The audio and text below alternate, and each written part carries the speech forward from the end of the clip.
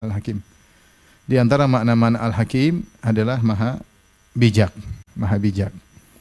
Maka dari sini kita tahu bahwasanya segala apa yang Allah tetapkan, segala apa yang Allah putuskan, segala syariat Allah semuanya pasti ada hikmahnya, pasti ada hikmahnya. Maka saya contohkan beberapa poin. Yang pertama misalnya setiap ciptaannya Allah menciptakan makhluk dengan berbagai macam modelnya pasti ada hikmahnya ya. Makhluk dengan berbagai macam modelnya, bentuk makhluk seperti ini, seperti itu pasti ada hikmahnya. Kita tahu atau kita tidak tahu ya. Contohnya sederhana misalnya kita ambil sampel aja jari manusia. Jari manusia ini subhanallah kalau kita lihat ternyata kompleks ya. Bagaimana Allah menciptakan jari ini ya. Situ ada ruas jarinya, ada dagingnya, ada darahnya, ada apa lagi? Tulangnya, ada apa lagi? Ada di antaranya ada ruas jari, di antaranya ruas jari, ada kukunya, yang masing-masing tentu ada fungsinya. Ketika Allah menciptakan jari dengan kompleks luar biasa seperti itu komponennya, maka pasti ada hikmahnya ya. Ada kuku kenapa, ada ini kenapa, ada ruas jari kenapa. Ini karena yang mendesain adalah yang maha hakim, yang maha bijak. Maka semua ciptaan Allah, Allah ciptakan pasti ada hikmahnya. Contohnya demikian juga Allah maha hakim dalam segala perbuatannya ya. Allah melakukan ini, melakukan anu ya. Semua Allah menghidupkan, mematikan, ini perbuatan-perbuatan Allah Subhanahu wa taala, memberi rizki, menahan rizki, menyempitkan rizki. Semuanya pasti ada hikmahnya. Tidak mungkin ada suatu perbuatan Allah yang muncul tanpa ada hikmah. Kenapa? Karena al-hikmah adalah sifat dzatiyah. Sifat yang selalu melazimi Allah. Tidak pernah sekalipun Allah tidak hakim. Tidak pernah sekalipun Allah tidak bijak. Allah maha bijak dalam segala perbuatannya. Dalam segala perbuatannya. Ya. Dan ini penting ketika kita yakin Allah maha bijak, maka kita akan mudah menerima segala keputusan Allah Subhanahu wa taala. Ya, Allah kita ditakdirkan begini, ditakdirkan begitu, kita gagal, kita berhasil, kita sakit, kita sehat, mengalami kesulitan, mengalami kemudahan. Dalam segala keputusan Allah terhadap kita, Allah berbuat apapun yang Allah kehendaki pada kita pasti ada hikmahnya. Karena tidak mungkin Allah berbuat kecuali di balik perbuatannya ada hikmah. Maka kita katakan setiap perbuatannya, setiap perbuatan Allah itu ada hikmahnya. Misalnya menghidupkan, ini mematikan misalnya, memberi rizki, menahan rizki ya. Dan seterusnya ya. Memberi kesehatan, memberi penyakit ya, ini semua setiap perbuatan Allah pasti ada hikmahnya. Kemudian bukan cuma perbuatan Allah, keputusan Allah. Setiap keputusan Allah pasti ada hikmahnya. Ketika Allah kabarkan kepada para malaikat bahwasanya Allah memutuskan akan menciptakan Adam dan keturunannya di atas muka bumi. Kata Allah, wa idz qala rabbuka lil malaikati inni ja'ilun fil ardi khalifah. Sungguhnya ketika Allah berkata kepada para malaikat, sungguhnya aku akan menjadikan di atas muka bumi khalifah, yaitu penghuni. Adam dan keturunannya. Maka malaikat bertanya, ya. Malaikat ingin tahu apa hikmahnya, apa maksud Allah menciptakan manusia dan keturunannya di muka bumi. Qalu ataj'alu fiha may yufsidu fiha wa yasfikud dima wa nahnu nusabbihu bihamdika wa nuqaddisu lak. Kata malaikat, ya Allah, apakah kau akan menciptakan makhluk di atas muka bumi yang akan melakukan kerusakan di atas muka bumi dan akan menumpahkan darah di atas muka bumi, sementara kami nusabbihu bihamdika wa nuqaddisu lak, kami senantiasa bertasbih kepadamu, senantiasa mensucikanmu. Artinya kalau kau ingin ibadah, kami para malaikat sudah sering beribadah. Apa maksud engkau ya Allah di balik menciptakan Adam dengan makhluk yang memiliki hawa nafsu yang keturunannya akan melakukan kerusakan, pertumpahan darah? Apa hikmahnya? Malaikat tanya, kalau memang kau ingin menciptakan makhluk yang menyembahmu, kami sudah menyembah. Bukankah kami senantiasa menyembahmu, tidak pernah bermaksiat sama sekali? Wa nahnu nusabbihu bihamdika wa nuqaddisu lak. Apa jawaban Allah? Allah tidak menjelaskan. Allah mengatakan, inni a'lamu ma la ta'lamun. Aku tahu yang kalian tidak tahu. Susah untuk dijelaskan. Nalar malaikat enggak nyambung. Nalar malaikat tidak nyambung. Tapi Allah jelaskan ada hikmah yang Allah sembunyikan. Allah bilang, "Inni a'lamu ma la ta'lamun." Aku tahu apa yang kalian tidak tahu. Oleh karena segala keputusan Allah pasti ada hikmahnya. Ya. Jadi ada faedah kalau kita tidak berburuk sangka kepada Rabbul Alamin. Terkadang nalar kita nggak sampai, kita nggak mengerti kok bisa begini. Saya sudah begini kok hasilnya begini. Saya sudah berusaha kok hasilnya begini. Serahkan sama Allah. Pasti ada sesuatu yang Allah kehendaki. Pasti sesuatu yang Allah kehendaki. Kemudian juga Allah pasti maha bijak dalam segala syariatnya. Allah hakim. Tidak mungkin Allah letakkan syariat tanpa ada hikmah di balik itu. Semua syariat yang mungkin dipandang oleh sebagian orang syariat yang buruk. Contoh, qisas. Qisas adalah syariat yang diperbincangkan oleh orang-orang non-muslim. Dari dulu sampai sekarang mencela qisas, disebut syariat yang keras, yang tidak humanisme lah, apalah. Tapi Allah mengatakan, walakum fil qisasi hayatun ya ulil albab. Contoh qisas. Kata Allah, pada praktek qisas ada kehidupan, wahai orang-orang yang cerdas. Allah jelaskan, di antara ini hikmah Allah jelaskan, bahwasanya praktek qisas yang kelihatannya garang atau kasar, ternyata di balik praktek qisas ada penjagaan terhadap kehidupan. Sehingga kalau suatu negara menerapkan praktek qisas, nggak ada pembunuhan. Orang takut untuk membunuh. Kenapa? Siapa yang membunuh, dia juga dibunuh. Ketika praktek qisas tidak diterapkan, maka darah murah harganya, orang tinggal bunuh sana, bunuh sini, dia pun kalau bunuh orang, dia tahu dia tidak akan dibunuh. Cuma di penjara, mungkin diringankan, mungkin bisa keluar, di penjara tapi bisa jalan-jalan. Tergantung punya duit atau tidak. Tapi kalau diterapkan hukum Allah, siapa yang membunuh, dibunuh, maka ada penjagaan terhadap kehidupan. Maka Allah mengatakan, walakum fil qisasi hayatun. Ya. Sungguh pada praktek qisas ada kehidupan, wahai orang-orang yang cerdas.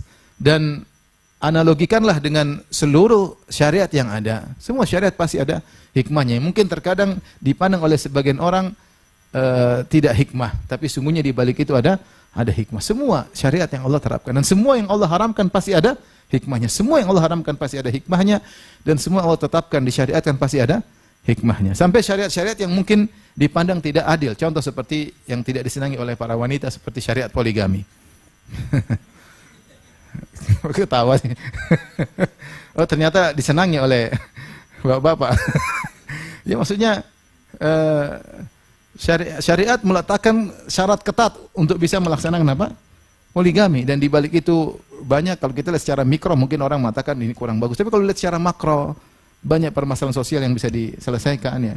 Banyak janda yang bisa ditolong, banyak gadis yang bisa ditolong, banyak diayomi dan macam-macam ya.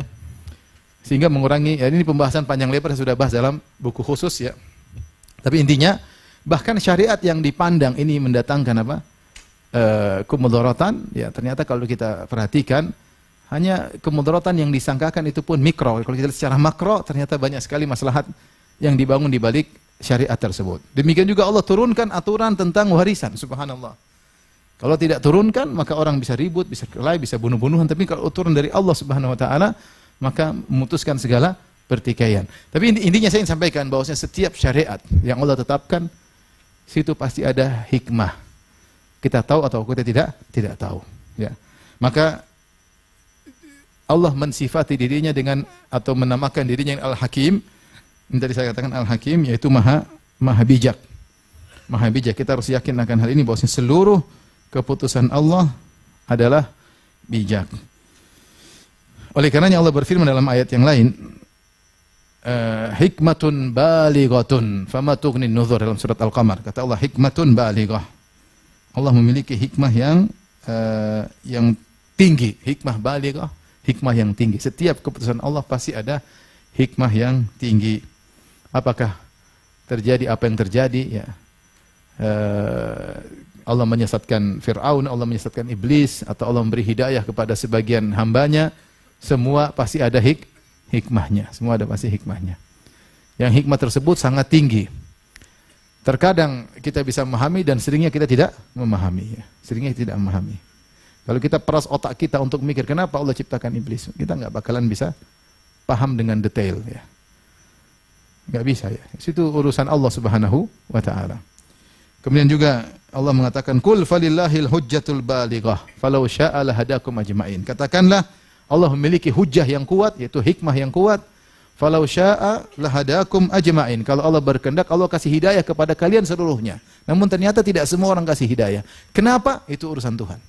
Otak kita enggak bakalan apa? Sampai. Tapi Allah sudah kasih mukaddimah, Allah punya hikmah yang tinggi yang kalian tidak pahami. Kalau Allah berkehendak semua kalian beriman, tapi ternyata tidak. Sebagian beriman, sebagian tidak. Kenapa? Ini urusan Allah Subhanahu wa taala. Yang jelas, inna rabbi ala siratim mustaqim. Sungguhnya Rabbku di atas jalan yang lurus. Ini sebagai penjelasan tentang bahwasanya segala yang Allah tetapkan, Allah perbuat, Allah syariatkan, yang Allah haramkan, yang Allah putuskan, yang Allah ciptakan, semuanya pasti ada hikmahnya. Semuanya pasti ada hikmahnya. Ini harus kita tanamkan dalam hati kita. Harus kita tanamkan dalam hati kita karena Allah mensifati dirinya dengan Al-Hakim yang maha bijak. Dia maha adil dan dia maha bijak. Tidak mungkin ada perbuatannya yang dilakukan sia-sia, tanpa ada tujuan, tanpa ada hikmah di balik itu. Tapi berikutnya, setelah kita memahami ini, poin berikutnya, terkait kaidah terkait dengan sifat hikmah ini kaidah kedua, lanjutan dari yang pertama tadi. Hikmah Allah, kalau kita telusuri, ternyata ada dua model hikmah Allah. Yang pertama ada hikmah yang diketahui, yaitu Allah jelaskan hikmahnya begini, atau Nabi jelaskan hikmahnya begini. Atau dengan kita meneliti, dengan kita menghayati, mengamati, kita tahu hikmahnya demikian. Dan ada yang Allah tutupi, kita tidak tahu hikmahnya. Dan itu juga banyak. Ya, dan itu juga banyak. Yang kita tahu hikmahnya banyak, seperti misalnya jangan minum khamar. Kenapa? Supaya tidak hilang akal. Kalau sudah hilang akal akan melakukan banyak kemaksiatan. Contoh, jangan berzina. Orang tahu berzina nanti nasab campur baur, rumah tangga hancur, tidak terjadi kepuasan dan macam-macam. Itu bisa kita teliti. Ya, kita bisa teliti ketika Allah mengharamkan apa? Zina, Allah mengharamkan khamar. Ini kita bisa tahu. Ada hikmah-hikmah yang dia sangat jali, itu sangat jelas. Ya, misalnya Rasulullah melarang untuk berikhtilat, campur laki-laki perempuan, bisa menimbulkan syahwat ya. Ya, seperti api terkena kayu mudah terbakar, kalau sudah ketemu laki-laki perempuan maka mudah konslet ya. Kalau tidak konslet berarti enggak beres, itu salah satunya. Konsletnya sejenis kadang-kadang bahaya. Oleh karenanya ketika syariat mengharamkan, ini ada hikmah-hikmah yang sangat jelas ya. Ada hikmah-hikmah yang samar, yang ini butuh penjelasan dari kalangan para ulama, hikmahnya begini. Tapi ini semua hikmah bisa diketahui. Hikmahnya semua bisa diketahui. Dan itu banyak ya. Banyak perkara-perkara yang diketahui hikmahnya. Dari sini muncullah namanya hukum-hukum kias. Hukum kias itu apa? Hukum kias itu hukum yang dianalogikan kepada sesuatu yang diketahui sebabnya. Apa sebabnya diharamkan? Kalau diketahui sebabnya, maka semua yang semisal ini juga diharamkan. Dari mana kita diharamkan? Kita tahu ilahnya, sebabnya ini diharamkan karena ada sebab ini. Ketika sebab ini didapati pada kejadian-kejadian yang lain, maka kejadian-kejadian lain tersebut ikut menjadi haram karena sebabnya sama. Ini contoh, para ulama membahas tentang hukum-hukum permasalahan tertentu, mereka sebutkan ilahnya ini, sebabnya ini. Kenapa haram? Ilahnya begini, kenapa haram? Nah, ini diketahui sebab sesuatu. Ini ada yang bisa diketahui. Dan ternyata di antara hikmah Allah ada yang Allah tutupi. Seperti tadi, yang kita sudah singgung tadi. Ketika malaikat bertanya kepada Allah Subhanahu wa ta'ala, kenapa Allah ciptakan manusia di atas muka bumi yang akan melakukan kerusakan, menumpahkan darah di antara mereka. Sementara kami para malaikat senantiasa bertasbih, senantiasa beribadah, tidak pernah bermaksiat, tidak pernah lemes dalam beribadah. Seakan-akan malaikat berkata, ya Allah, kalau engkau menginginkan hamba yang senantiasa beribadah, kami sudah orangnya yang selalu beribadah. Lantas kenapa ciptakan lagi manusia?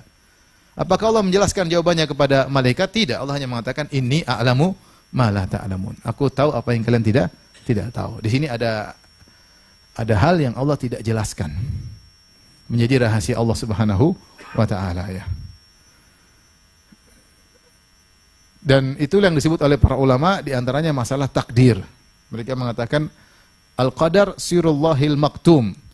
takdir, kenapa Allah ciptakan iblis, kenapa Allah ciptakan Fir'aun, kenapa Allah beri hidayah kepada Musa, Allah tidak beri hidayah kepada Fir'aun. Kenapa Allah menjadikan Jibril mulia, kenapa Allah menjadikan iblis sesat, kenapa Allah beri hidayah kepada Nabi Muhammad, kenapa Nabi Muhammad yang dipilih, kenapa Abu Jahal, Abu Lahab sesat. Ini rahasia Allah Subhanahu wa ta'ala. Ini Allah tidak pernah ungkapkan hikmah di balik itu. Ini adalah hikmah yang disembunyikan oleh Allah Subhanahu wa ta'ala. Makanya dalam Al-Qur'an untuk menutup ini semua Allah mengatakan la yus'alu amma yaf'alu wa hum yus'alun. Kata Allah, Allah tidak ditanya atas apa yang dia lakukan.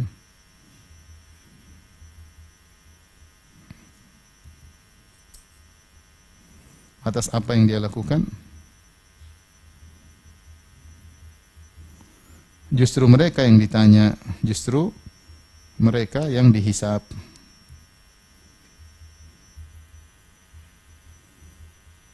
Ya. Jadi Allah menutup pintu ini, ya. Seperti ketika orang musyrikin protes, kata mereka, ahaula'i mannallahu alaihim min bainina. Kenapa Muhammad dan teman-temannya yang Allah pilih sementara kami tidak dipilih? Pertanyaan muncul dari orang kafir Quraisy. Kenapa mereka yang dipilih dianggap beriman? Kenapa tidak Allah memilih kami? Maka Allah tidak menjawab kenapanya. Allah mengatakan alaihissallahu bi'a'lama bisyakirin. Bukankah Allah lebih tahu? Bukankah Allah yang lebih tahu mana yang pandai bersyukur? Itu jawabannya. Allah tidak mengatakan karena begini, enggak ada. Ya. Allah tutup hikmah tersebut, ya. Abasyaran wahidan yahdunana, ya.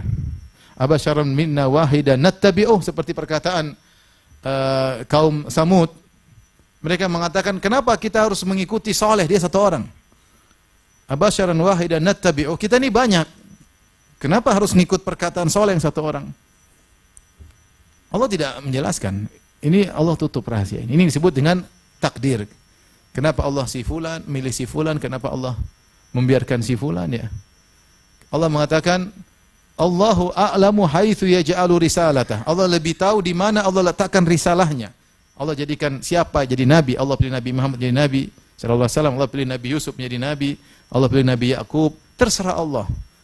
Enggak mungkin tanya Allah, kenapa dia bukan saya? Kenapa Nabi bukan dari Jawa misalnya? Kenapa Nabi dari Arab misalnya? Orang Bani Israel protes, kenapa Nabi dari Arab bukan dari Bani Israel? Bukankah sebelumnya dari Bani Israel? Mereka protes. Ini rahasia nggak bisa dijawab. Dan Allah tidak menjawab. Kenapa? Karena nalarmu tidak sampai kepada nalar Allah Subhanahu wa ta'ala. Ya, tidak semua hikmah Allah jelaskan.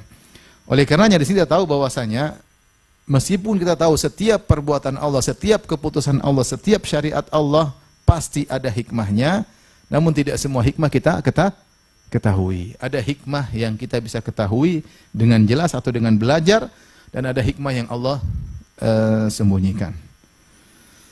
Taib, logika sederhana, kenapa kita tidak mengetahui hikmah-hikmah tersebut? Bukan hikmahnya tidak ada, tapi karena ketidakmampuan manusia untuk memahami hikmah tersebut. Ketidakmampuan. Bukan tidak ada hikmahnya, ada. Tapi kemampuan manusia yang terbatas. Ada beberapa contoh misalnya. Contoh sederhana dalam Al-Quran. Contoh. Allah mengkisahkan dalam surat Al-Kahfi tentang pertemuan Nabi Musa dengan Nabi Khadir. Nabi Musa minta belajar ya kepada Nabi Khadir karena Allah kabarkan ada orang lebih berilmu dari engkau wahai Musa. Kau punya ilmu, dia punya ilmu yang kau tidak punya. Maka Nabi Musa pun berjalan jauh untuk bertemu dengan Nabi Khadir. Kemudian minta izin. Hal attabi'uka ala an tu'allimani mimma 'ullimta rusyda, wahai Khidir, bolehkah aku mengikutimu agar kau mengajariku dari ilmu yang Allah ajarkan kepadamu? Nabi Khidir mengatakan, boleh. Tapi ada syarat. Fa in ittaba'tani fala tas'alni an syai'in. Kalau kau ikut saya maka jangan pernah tanya tentang apa yang aku lakukan. Jangan pernah tanya-tanya. Hatta uhditha laka minhu dzikra. Sampai saya jelaskan nanti. Ikuti aja. Nanti terakhir baru saya jelaskan. Kata Nabi Musa, insyaallah saya sabar. Insyaallah saya sabar tidak bertanya-tanya. Berjalanlah mereka berdua fantalaqa hatta idza raqiba fis safinati kharaqaha. Ketika mereka naik di atas sebuah kapal, tiba-tiba Khadir rusakin kapal tersebut. Nabi Musa heran. Kita ini naik kapal ini gratisan. Ini orang baik sama kita, dia kenal Khadir. Maka diberikan tumpangan naik kapal gratis. Ketika sudah turun semua penumpang kapal, malah dirusakin kapal tersebut. Nabi Musa nggak masuk logikanya. Bagaimana air susu dibalas dengan air tuba? Maka dia protes. Wahai Khadir, kenapa kau rusakkan kapal ini? Nanti orang bisa tenggelam kalau naik kapal ini. Nabi Khadir, saya sudah bilang, jangan tanya-tanya. Kata dia, saya lupa. Jangan celah saya lupa. Fantalaqa, mereka jalan lagi. Hatta idza laqiya gulaman faqatalah. Qala aqatalta nafsan zakiyatan bighayri nafsin laqad ji'ta syai'an nukra. Qala alam aqul laka innaka lan tastati'a ma'iya sabra. Mereka berdua berjalan, tiba-tiba mereka melihat anak-anak lagi main. Tiba-tiba Khadir datang kepada salah satu anak, kemudian dia bunuh anak tersebut. Maka Musa tidak kuasa melihat hal ini, kemungkaran. Aqatalta nafsan zakiyatan bighairi nafsin, wahai Khadir, bagaimana kau bunuh seorang anak yang tidak punya salah? Kecuali dia bunuh orang, kau boleh bunuh dia. Dia enggak bunuh siapa-siapa, kau bunuh dia. Laqad ji'ta syai'an nukra, sungguh kau telah melakukan perkara yang sangat mungkar. Nabi Musa semangat untuk bernahi mungkar. Kali ini dia tidak lupa, dia tahu tapi dia tetap nanya. Kalau pertama dia lupa, kan sudah berjanji jangan nanya-nanya. Kedua ini tidak lupa, maka Khadir berkata, "Alam aqul laka, bukankah saya sudah bilang, innaka lan tastati'a ma'iya sabra, kau tidak sabar denganku. Pasti kau nanya-nanya." Aduh. Kata Nabi Musa, kalau saya tanya lagi, ya, maka sudah cukup uzur untukmu, kita berpisah. Saya tidak akan. Kalau saya tanya sekali lagi, sudah. Saya tidak akan tanya-tanya lagi. Fantalaqa, akhirnya mereka berjalan lagi.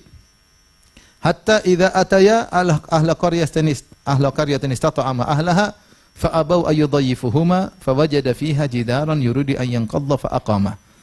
Berjalanlah mereka berdua, Khadir dan Musa, menuju ke suatu kampung. Kemudian mereka minta dijamu. Mereka ketuk pintu satu-satu, satu rumah diketuk, minta makan, nggak dikasih. Kami tamu punya hak untuk dijamu. Setiap pintu diketuk nggak ada yang kasih. Setiap pintu diketuk nggak ada yang kasih. Subhanallah, ini Nabi minta makan nggak dikasih. Sampai ada ulama yang tulis, lihatlah Nabi minta makan nggak dikasih, nggak ngomel-ngomel ya. Subhanallah ya. Kalau orang ternyata tidak dimuliakan, ingat ada pernah Nabi Musa, Nabi Khadir tidak dimuliakan oleh suatu kaum. Ya, Nabi padahal tidak dimuliakan. Akhirnya mereka meninggalkan kampung tersebut. Fajada fiha jidaran yuridu an qadha fa aqama. Atau di antara kampung tersebut ada rumah yang dindingnya mau roboh. Fa aqama, maka diluruskan oleh Nabi Khadir. Maka Nabi Musa protes. Qala law syi'ta la takhalta alaihi ajra. Kenapa kau perbaiki rumah? Mereka sama kita enggak baik, kenapa kau malah perbaiki rumah mereka? Kalau kau bisa kan bisa minta upah. Perbaiki rumah orang dapat upah. Kata Nabi Khadir, hadza firaqu baini wa bainik. Ini saatnya kita berpisah karena ternyata 3 kali kau nanya terus. Kau nanya terus. Dan Nabi Musa tidak paham apa yang terjadi. Baru setelah itu Nabi Khadir cerita, amma safinatu fakanat limasakina ya'maluna fil bar. Kenapa kapal yang kita tumpangi gratis tersebut saya rusakkan? Itu kapal milik orang-orang miskin.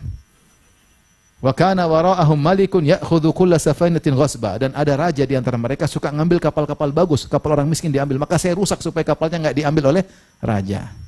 Oh, begitu ternyata. Nabi Musa baru paham. Adapun si anak yang saya bunuh, fa kana abawahu mu'minaini fa khashina ayyurhiqahuma tughyana fa aradna ayyubdilahuma rabbuhuma khairan minhu zakata wa aqrabaruhuma. Ini anak kalau besar dia akan menjerumuskan kedua orang tuanya dalam kekufuran. Karena kedua orang tuanya sangat sayang kepada anak ini.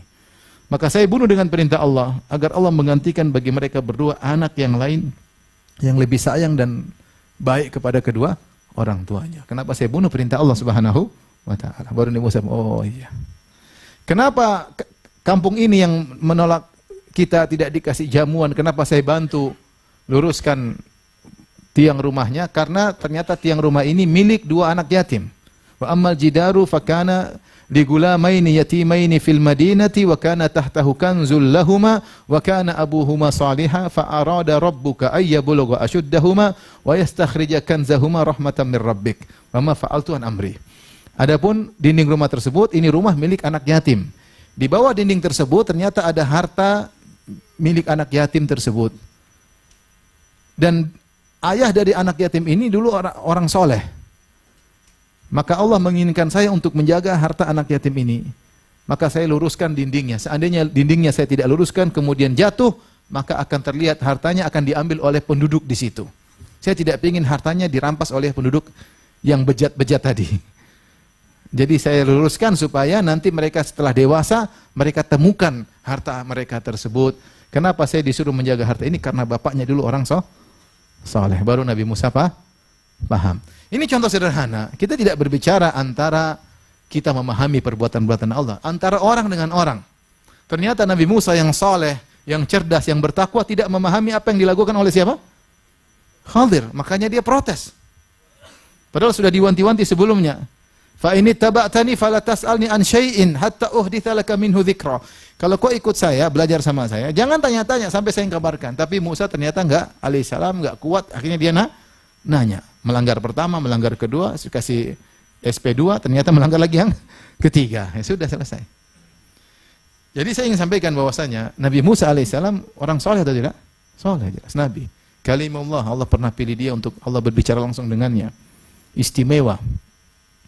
Tetapi ternyata dia tidak mampu memahami apa yang dilakukan oleh Khadir. Makanya Khadir pernah berkata kepada Musa, "Wahai Musa, inni ala ilmin 'allamani Allah la ta'lamuhu anta, wa anta ala ilmin 'allamaka Allah la a'lamuhu ana." Wahai Musa, aku punya ilmu yang Allah ajarkan kepadaku yang kau tidak tahu.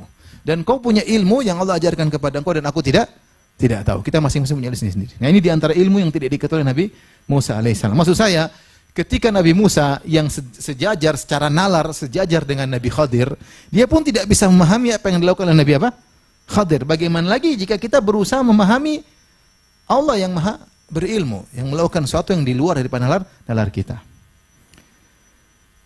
Contoh lagi sederhana, seperti kalau kita bicara anak kecil terhadap kita sering melarang dia nggak paham ya. Nak jangan begini, dia ayah ini, saya mau main game dilarang, saya mau main dilarang. Ayah ini gimana? Ayah maunya gimana? Ayah nggak paham. Bukan ayah nggak paham, kamu yang nggak paham. Kalau kamu begini terus jadi bahlul, tahu nggak? Jadi bahlul nanti kayak Abi begini. Sudah cukup Abi yang bahlul, kamu jangan bahlul. Maksudnya dia mau jelas, anaknya nggak paham, pikiran dia pokoknya saya mau senang-senang. Dengan game saya senang. Ketika dilarang dia merasa dia dizolimi oleh ayahnya. Apalagi lihat anak-anak lain main game dibiarin. Ayah zolimi saya, pikiran dia begitu. Ayahnya mau coba menjelaskan, dia nggak paham. Jelasnya dibanting di game itu baru jelas.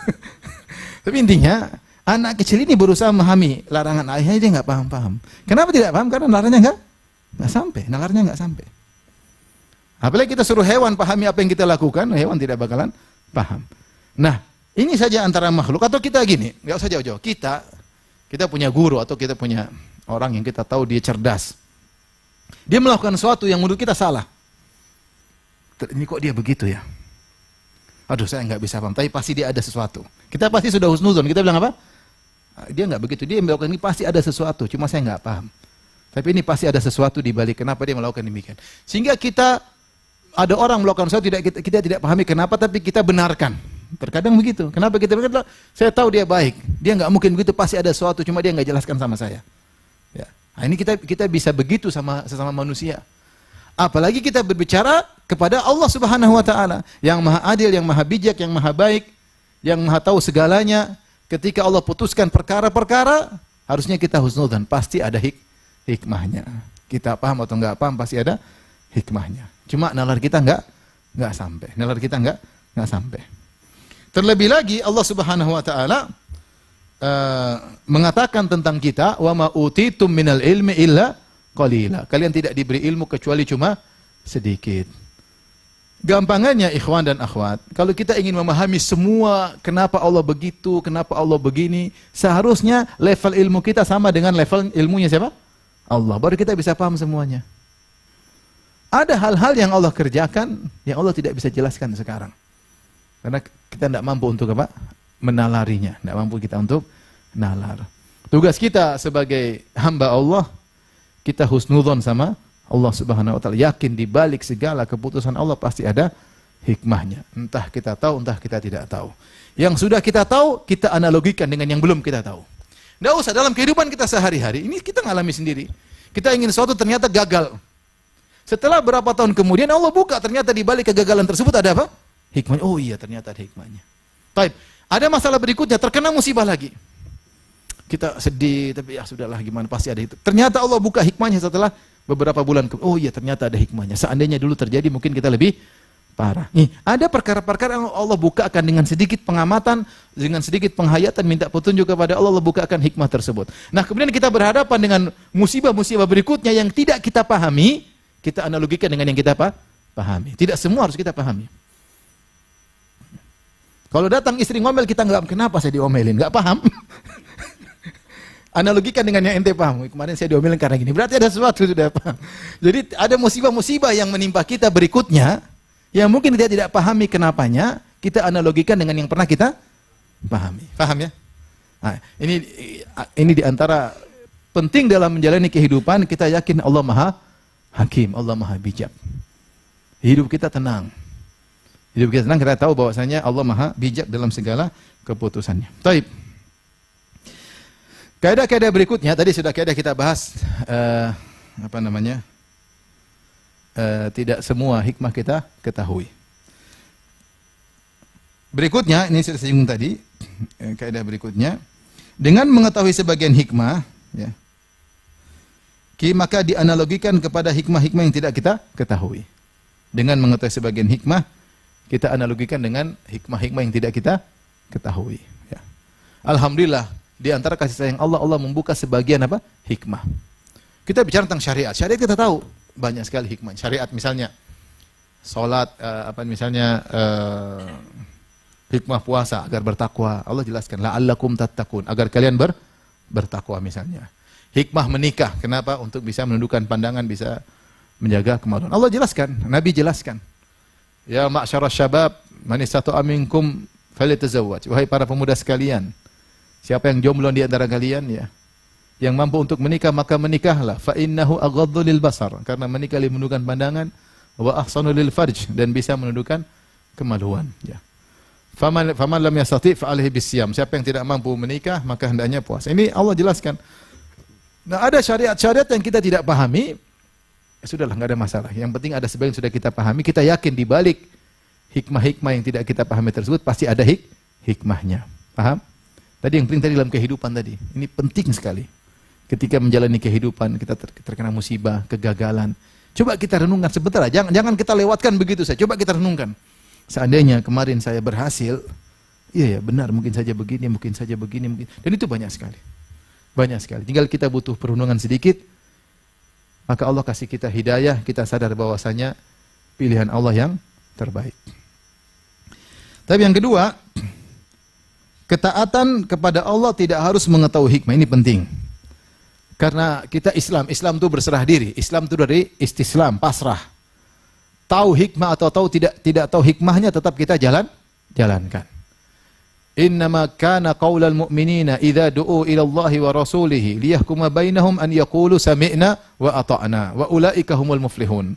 Sungguhnya perkataan orang-orang beriman jika diseru untuk berhukum dengan Allah dan Rasulnya, mereka berkata, kami mendengar dan kami taat. Sami'na wa ata'na wa ulaika humul muflihun, dan mereka adalah orang-orang yang beruntung. Tidak tanya dulu kenapa? Enggak. Apa datang perintah Allah jelas, perintah Rasulullah, kerjakan, enggak usah mikir kenapa-kenapanya.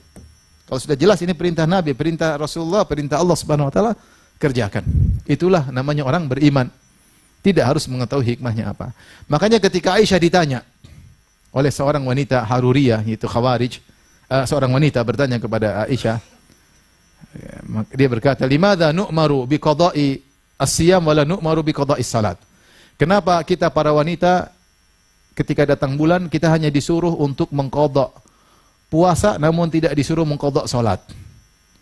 Kalau kita tidak puasa karena haid, puasa Ramadan tidak bisa puasa karena haid, kan disuruh qadha, iya atau tidak? Tapi kalau kita tidak salat karena haid, tidak disuruh qadha.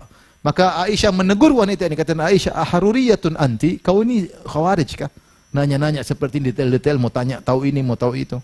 Aisyahnya menjawab, "Hakadza umirna kunna nu'maru biqada'is siyam wa la nu'maru biqada'is." Karena begini kondisinya, kami dulu diperintahkan oleh Nabi untuk mengqadha puasa kalau haid dan tidak diperintahkan untuk mengqadha salat kalau haid. Jawabannya karena begitu. Aisyah tidak mengatakan karena begini, tidak. Dia bilang karena begitu perintahnya, selesai. Ya. Saya pernah ketemu di Papua dengan orang, saya jalan, saya mau ke masjid, masih SMP, SMA. SMA saya jalan ke masjid. Terus dia tanya, Firanda, kau mau kemana? Kau mau kemana? Mau sholat, Om. Sholat apa? Maghrib. Kau tahu kenapa Maghrib 3 rakaat? Saya tidak tahu, Om. Saya tidak tahu. Kalau kau tidak tahu, terus usah sholat. Kalau nggak tahu, nggak usah sholat. Wah, ada repot ini. Saya bilang, Om sesat, tapi saya takut. Ya, maksudnya kalau kau nggak tahu kenapa sholat Maghrib 3 rakaat, nggak usah sholat lah. Ini dari mana aturan seperti ini? Dari mana? Apakah semua kita harus tahu hikmahnya baru kita mau kerjakan? Enggak. Itu namanya kita bukan muslim. Muslim itu berserah diri, apapun yang Allah perintahkan, Nabi perintahkan kita kerjakan. Ngerti atau tidak ngerti kita kerjakan. Kalau kita tahu hikmahnya, alhamdulillah. Kalau nggak tahu, nggak usah. Terus saya bilang, Om tahu kah tidak? Makanya Om tidak tahu, dia tidak sholat. Astagfirullah. Ini saya bukan cerita bohong, ini kenyataan. Jadi tidak harus kita tahu hikmah sesuatu untuk melaksanakan ibadah. Dan banyak sekali kita nggak tahu kenapa sholat maghrib 3 rakaat, kenapa sholat subuh 2 rakaat, kenapa sholat asar 4 rakaat. Ya. Kenapa kalau kita umroh kepala nggak boleh ditutup, kenapa nggak boleh pakai parfum, kenapa nggak boleh cabut bulu ketiak, atau tidak boleh cukur rambut, ya. Kenapa nggak boleh gunting kuku, banyak hal. Kenapa Rasulullah tidak jelaskan? Kalau kita harus tahu kenapa dulu kita nggak jadi umrah, nggak jadi apa? Umrah. Oh, Ustadz apa dulu? Kalau nggak usah umrah. Oleh karenanya, di antara bentuk ketundukan kita kepada Allah Subhanahu Wa Taala dan kepada Nabi Sallallahu Alaihi Wasallam, apapun yang diperintahkan oleh Nabi dan Allah Subhanahu Wa Taala, kalau jelas itu perintahnya, tidak usah kita harus tahu, tidak harus tahu dulu baru kita kerjakan. Kerjakan dulu. Di kemudian hari kita tahu hikmahnya, alhamdulillah. Kalau nggak tahu, nggak ada masalah. Jadi ketaatan kepada Allah dan Rasulnya tidak dibangun di atas mengenal hikmah. Ketahui alhamdulillah, kalau nggak tahu tidak jadi masalah. Kemudian yang ketiga, ini tadi, tidak boleh protes. Aturannya, ini secara logika, tidak boleh protes kecuali kalau ngerti tentang kesalahan. Kita boleh protes orang kalau kita tahu dia salah. Kalau kita nggak tahu dia salah, ngapain kita protes? Paham? Kapan kita boleh kritik orang? Kalau tahu dia salah, dia salah, kita yang benar. Kalau kita nggak ngerti salah benarnya, nggak usah protes. Jadi janganlah protes kepada segala keputusan Allah, karena kita nggak tahu rahasia Allah Subhanahu Wa Taala. Ibarat misalnya ada pilot mau naik pesawat, terus ente diizinkan masuk ke ruang pilot. Ente masuk, ente lihat, Pak pilot sebentar saya lihat dulu. Ini tombolnya keliru Pak pilot. Kenapa ada gini? Enggak ada faedahnya Pak pilot. Yang penting nyetir Pak pilot. Pak pilot nanya, kau ngerti nggak ini apa namanya? Kau ada ilmu tentang perpilotan nggak? Nggak, saya biasa naik motor ya. Saya menganalogikan dengan apa motor. Ya nggak nyambung. Kau nggak bisa menyalahkan pilot kalau kau nggak tahu apa ilmu tentang bagaimana nyetir pesawat. Yang kau tuh cuma nyetir apa motor. Ya bukan bidangmu. Ya. Kalau gitu Pak pilot jelaskan dong sama saya. Waduh, gimana jelaskan? Kok nggak nyambung? Kau harus sekolah dulu supaya dia ngerti. Kalau saya jelaskan sekarang kau tidak apa? Tidak paham. Benar, karena otakmu nggak sampai. Ini baru pilot dengan apa? Supir. Atau supir bajai dengan apa?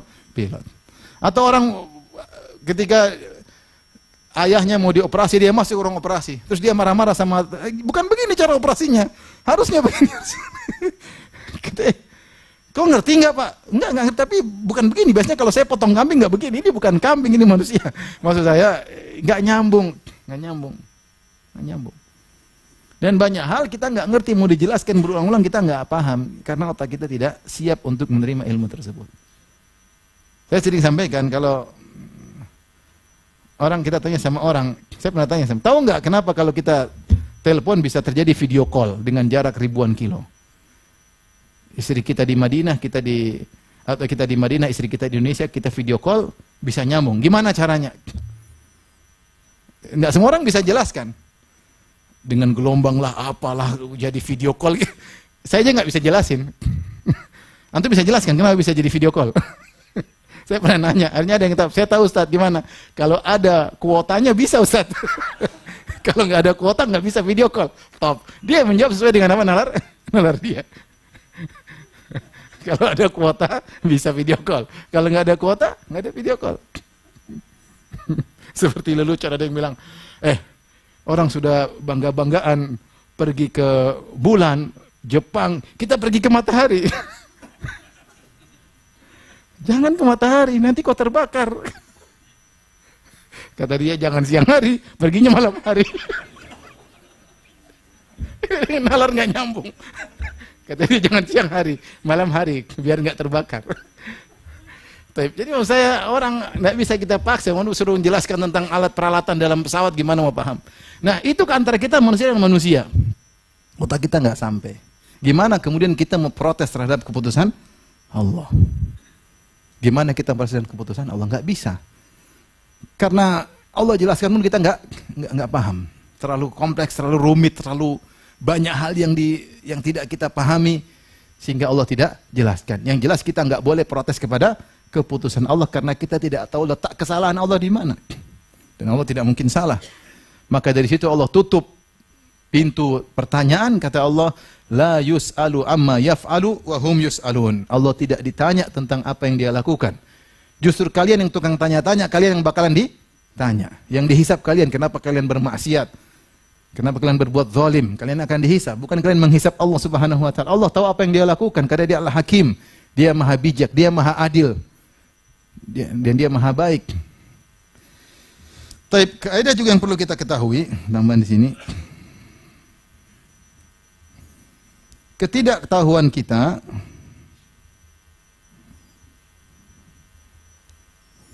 atas suatu hikmah memang suatu ujian. Sengaja untuk kita diuji. Disitulah nilai ujian, karena kita nggak ngerti tapi kita pasrah. Kita nggak ngerti, kita pasrah. Taib, Nabi Yusuf alaihissalam gampangannya ketika diuji, dia sedih nggak? Sedih. Dipisahkan dari ayahnya. Ayahnya juga Nabi, nangis sampai akhirnya matanya buta. Dia dipisahkan, dibuang sama kakaknya. Kemudian dijual jadi budak, ditaruh dalam sumur, dibuka bajunya dicampur dengan darah kambing. Dibilang dia Yusuf habis diterkam oleh serigala, lapor sama bapaknya. Bapaknya bilang kalian nggak benar. Kenapa ayah anda nggak benar? Gimana baju Yusuf penuh dengan darah tapi nggak ada robek-robekannya?